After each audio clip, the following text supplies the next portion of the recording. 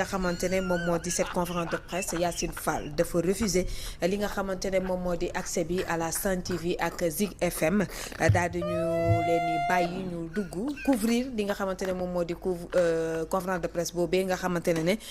daanaka bu ñuy wax di yëkkati ay kàddu pour askan wi la Sen TV askan wi ko fi tax a toog te nee na bokkuñu ci ñooñee ñuy invité ci biir conférence de presse boobu. Alors sur ce ñuy fàttali une chose très importante di ci attirer encore une fois de plus l'attention soxna Evelyne Mandiouba ndax gis nañ ne amoon na waxtaan wu ñu sekkaloon nag kii tey ji taxawoon ci wetu kii lee di ministre bi di Marie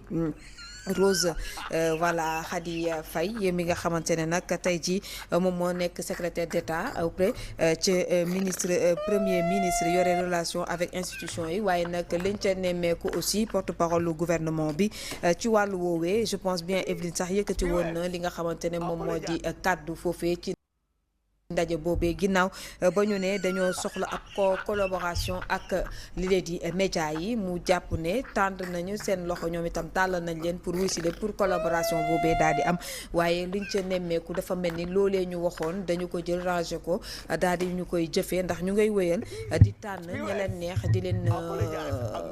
invité ña leen saful ñu jàpp ne peut-être que dañ leen di yàqal wala la ñuy wax moo leen arrangé wul ñu daal di leen tegee ne leen ni tegee te loolee nag lañ ci daal di nemmeeku tey jii ci biir conférence de presse boobee te loolu nag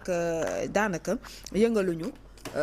de toute façon askan bi moo ñu fi teg te itam fii ñu toog li ñu continuer di def li nga xamante ne moom moo di liggéey bi te tey itam la mu wax ci conférence de presse bi bu ñu toogee fii ci biir plateau bi dinañ ko yeggee askanu Sénégal yi nga xamante ne ñoo ñu doyloo di ñuy teewlu saa su ne ñoom dinañ yëg li nga xamante ne moom moo jukkee ci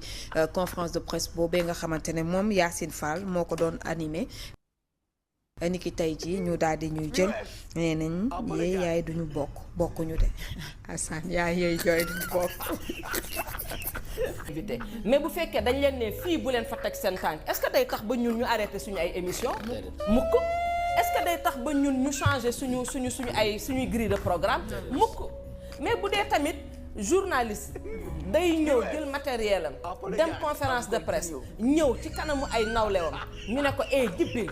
invité wuñu la mais ñun mi nekk ay responsable da nga koy xoolee sa bopp say nawle ñëw toog ñu lakk suñu carburant parce que du ñoom ñoo ñu jox carburant bi ñu def suñu ay oto chauffeur yóbbu la ba ci lieu de manifestation bi ñu ne la doo fa jëm mais regarde ñàkk kersa googu donc par rapport ak reporter bi ak journaliste bi par rapport ak ay moromam ñi mu fa fekk ñu éconduire ko tu crois que ce journaliste là dinañ ko fa yóbbuwaat mais duñ ko fa yóbbu.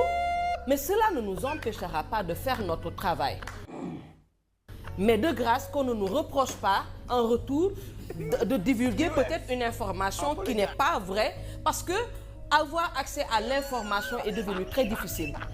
Parce que dañ lay naan fii ngay teg sa tànk fii doo fi teg sa tànk kii la ñu bëgg a gis kii bëgguñu ko gis kii la ñu bëgg mu wax ci information mais kii d'accord si bu fekkee c'est une activité d'un parti quelconque ñoo xam. Parce que c'est une organisation privée. Mais quand c'est le gouvernement qui organise, amuñu le droit di wax ni tel organe laa bëgg wala tel autre organe laa bëgg parce que ils sont là pour tous les Sénégalais. Ils sont là pour tous les journalistes. Amul journaliste A amul journaliste B te loolu war nañ koo mën a xam. moom mii nag moo sañ a violer la loi sur l'accès à l'information en tant que ministre de la justice mais mënuñoo aaye ñu def suñu liggéey bu ñu sentiree wax ci li mu wax on va le faire on va le traiter parce que c'est une information et on travaille sur l'information. salaamaaleykum gars yi maa leen di ziar bu baax a baax yéen a ngi am jàmm boo leen seetaanee vidéo pare abonné leen di liker di partager man moom tey dama rus quoi. man mosuma gis genre ñàkk jom bii nii quoi nit ki yow nga ne da ngay xeex quoi yow nga ne da ngay xeex nit ki mu ne la yow soo may xeex man dama lay xeex yow mu xewle nga ne danga say dem par force quoi da ngay dem ci xewam par la force te moom bëggul nga ñëw ci xewam yow loolu métti la nga toog di ko kaas yéen a nekk ci xeex yéen da ngeen di xeex gouvernement bi ba ñëpp xam ne yéen da ngeen di xeex gouvernement bi yéen waa Sen TV léegi lan ngeen di wuti ci conférence lan ngeen di wuti ci ñoom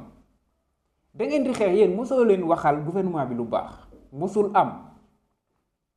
ñoom ñuy def conférence de presse ngeen buub seeni bagage seeni micro ak seeni caméra dem pour defalal loolu du ñàkk jom yéen nekk leen ci seen xeex rek man parfois dama yaakaar ne Bougane Gueye yëgul li xew seen TV quoi ak Zik FM dama yaakaar ne Bougane Gueye yëgul si dara dama yaakaar ne Bougane Gueye daa bàyyi kër gi ak ay xale yu ndaw quoi ñu bëgg a yàq kër gi mais Bougane xanaa nekkul li seetaan seen TV de ak liñ fay wax léegi yéen a ngi dëkk ci yàq deru gouvernement bi chaque jour yéen a ngi seen kaw di leen saaga di leen di wax ay wax yu bon fu ngeen foree mbalit waxkatu lu bon ngeen indi ko seen TV mu toog ci plateau bi di xas gouvernement bi di xas ministre yi di xas président loolu yépp am fi léegi ñoom ñuy organiser benn conférence de presse ngeen buub seeni mbalit ak seeni bagage dem di fa wuti lan ngeen fay wuti yéen waroon ngeen am jom waroon ngeen rus ak jël seeni bagage dem naan da ngeen di couvrir yi ay conférence de presse yu ministre de la justice loolu waroon ngeen ko rus quoi loolu métti leen ñu dàq leen foofu noonu loolu métti leen ngeen toog di jooy quoi naan da ngeen siy wax kenn terewu leen a wax ci actualité kenn terewu leen a wax ci ñi nga xam ne ñoo jiite réew mi am ngeen si droit quoi toog comme ni ngeen koy defee toog leen wax lu leen neex mais ñoom buñ xewle yéen bu leen dem yéen yi ñàkk jom la quoi yow bëggoo nit ki bu wane ko fépp mu xewle yow nga ne da ngay dem loolu du ñàkk jom boo demee loo fay wuti quoi yéen mosoo leen partager dara lu baax ci gouvernement bi mosul am léegi seen ñàkk jom tax ngeen buubi seen bagage dem naan da ngeen di couvrir ay conférence de presse quoi ñaata yoon ngeen taxaw naan Farba Ngom dañ ko tooñ nañ ko bàyyi mu ñibbi affaire détenu politique la kuñ jàpp ngeen Ousmane Sonko la wala Bassirou Diomaye Faye la di xeex gouvernement bi naan la liggéeyuñu ay yàqkat lu nekk ngeen wax leen ko léegi ñu tere leen ngeen am accès ci seen conférence de presse lii moom dafa ñaaw quoi barki alxuraan lii dafa ñaaw yéen buggoo leen ñii bugguñu leen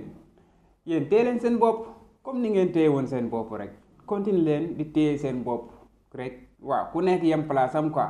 digam yéen ci tooñ ngeen dëkk ci saaga ngeen dëkk ci critique ngeen dëkk si leen si loolu dëkk leen si loolu noonu rek ñee buñ xewlee yéen boo leen fa dem yéen boo leen xewlee ñee duñ fa dem